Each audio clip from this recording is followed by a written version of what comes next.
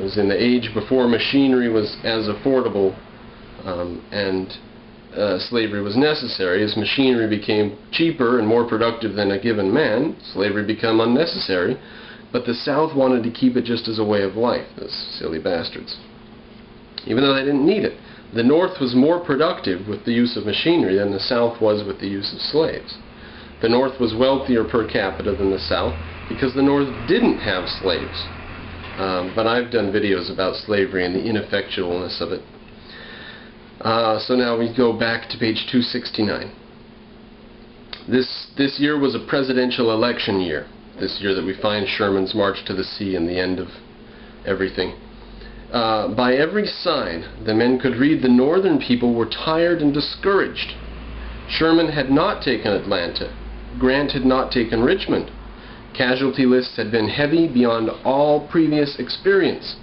And now the Confederates had an army in the lower Shenandoah Valley, ravaging northern towns, and apparently quite as irrepressible as in Stonewall Jackson's days. Unless the general-in-chief could somehow regain control and put an end to the fumbling and meddling, the bottom might fall out of the whole war effort, with failure in the field leading to defeat at the polls. Okay, so the Confederacy's really close to being defeated, but the North's really sick of this fight. So the Confederacy might, if it can hang out for 6 more months, might possibly be able to survive the whole thing. If a candidate gets elected that's against the war, actually gets into office, and then offers peace terms, then it's over and the Confederacy wins. Now, throughout the entire war, what occasional talk there was of possible peace, Lincoln never once allowed the possibility of breaking up the Union. It was either peace means they surrender, or we go on. So we owe something to Lincoln, more than some people give him. He was thought by his critics at the time, by the way, as being dictatorial, vicious. His doing away with habeas corpus was not thought highly of. He was thought to be a tyrant, etc. And that's been sort of rediscovered. And you know, as far as I can tell, all that's true. He did some pretty nasty stuff. But I've got a whole thing about the Civil War where I say stuff about that. Now we're going to page 58. Whatever happened, Lee must never again, Lee is the general on the southern side, he must never again be allowed to take the initiative. So now they've got Grant's army and Sheridan's army and Sherman's, and then there's Lee's. And they want to keep Lee from ever being able to sort of set the tone of a battle, or decide where a battle's going to be, or what's going to be, how big a battle's going to be. They don't want him to have any initiative anymore. They don't want him to be in charge. They have to stop him from doing anything initial. It might or it might not be possible to beat him, but it was all important to keep him busy. It must be made impossible for him to detach troops to oppose Sherman, who was breaking his way into Georgia, with the contemptuous remark, get this, here's Sherman, the namesake of the Sherman tank in World War II, by the way. When you pierce the shell of the Confederacy, you find hollowness within. He says there's nothing in there. They got soldiers on the front lines, and inside the Confederacy, there's nothing. All we have to do is beat their army. That's it. We're done with Bruce Catton and the Stillness at Appomattox, and we've got the stage set now. The Confederacy is landlocked. It's cut off from its last important port. They've got to keep Lee busy, and Sherman is going to do his historic march to the sea to destroy what we're later going to hear as the breadbasket of the Confederacy. But next I want to come from Division and Reunion, 1829 to 89, by Woodrow Wilson, president who was president in the First World War, who took us into the First World War. We just have about 1 page of information here. We're going to start on page 195. While Grant was forcing Lee back upon Richmond, Sherman was forcing Joseph E. Johnston, Bragg's successor in the Confederate command, back upon Atlanta. Now this was a much smaller force, as I understand, than Lee's. As in the wilderness, so here there was continuous fighting, but no set battle. Johnston not being strong enough to face Sherman in the open field, but only strong enough to effect a most handsome retreat. So Johnston was in charge of an army that was so weak it couldn't even face an open battle. He could only retreat in order.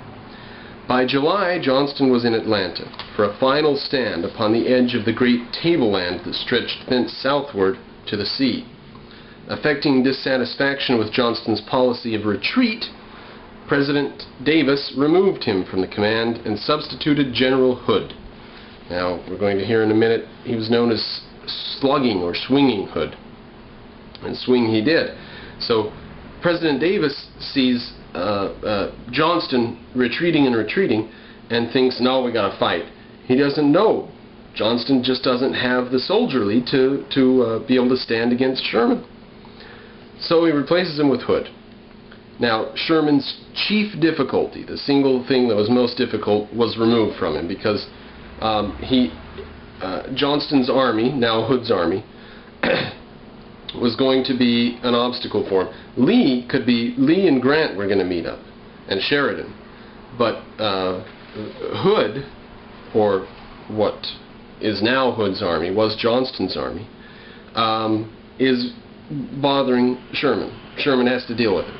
If he can knock out that army, then he's basically got a home run. He can do as he pleases down there. But he couldn't beat Johnston's army because Johnston wouldn't stand and fight. Well, now Hood stands and fights. Quote, repulsing Hood's repeated rash attacks upon him and moving around Atlanta, Sherman cut its lines of supply and took the place on September 2nd. Hood withdrew northward towards Tennessee, apparently hoping to draw Sherman after him. But Sherman left him to face Thomas, and himself prepared to march southward to the sea. Hood met and drove back a portion of Thomas's army at Franklin, Tennessee, and encamped before Thomas himself at Nashville. Here Thomas attacked Hood, December 15th, and utterly defeated him. So utterly defeated him that his army was never brought together again as an effective force.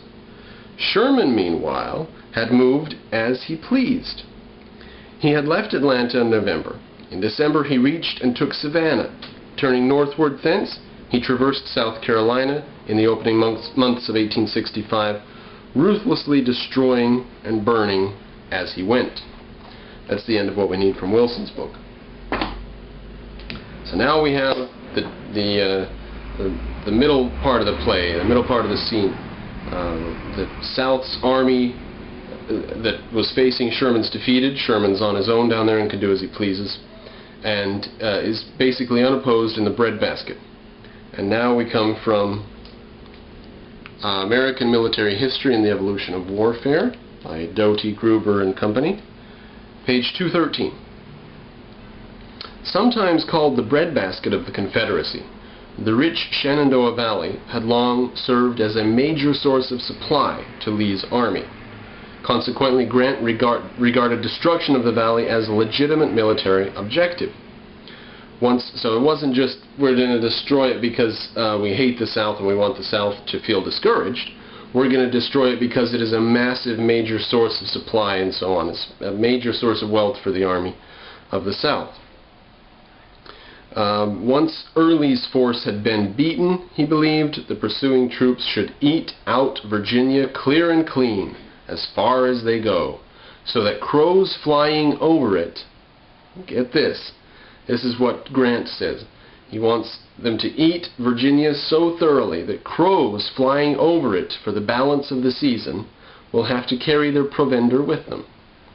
In other words, a crow wouldn't have any place to land, and if he did, he would have nothing. He would find nothing to eat. He'd have to bring his provisions with him if he wants to make it over this territory.